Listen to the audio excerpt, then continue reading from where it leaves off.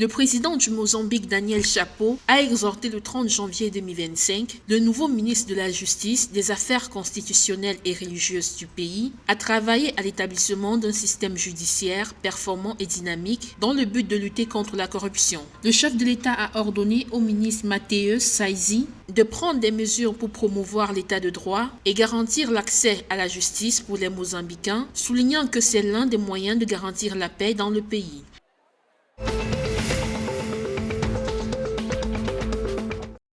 En Namibie, le gouvernement a besoin de 600 millions de dollars namibiens pour soutenir le programme de lutte contre la sécheresse jusqu'en juin 2025. Jusqu'à présent, le pays a reçu des dons d'un montant de plus de 115 millions de dollars namibiens qui comprennent des dons en espèces et en nature. Pour rappel, en 2024, le président Nangolo Bumba avait déclaré l'état d'urgence en raison de la sécheresse et le cabinet du Premier ministre avait approuvé la mise en œuvre d'un programme national de secours contre la sécheresse.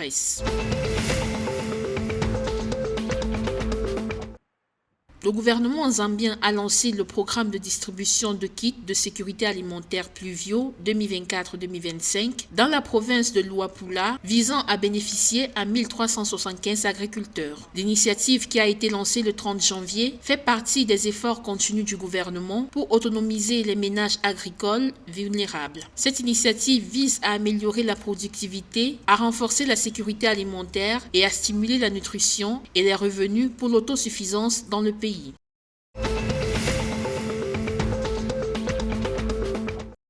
Le président du conseil d'administration du Fonds de garantie de crédit en Angola a déclaré le 28 janvier, lors du bilan des résultats des activités du FGC entre 2012 et 2024, que le partenariat avec les sociétés de microcrédit a permis le financement de 5 964 projets, entraînant ainsi la création de 13 000 emplois. En 2024, le fonds a soutenu 332 entreprises dans la ligne d'appui aux projets durables, selon le responsable.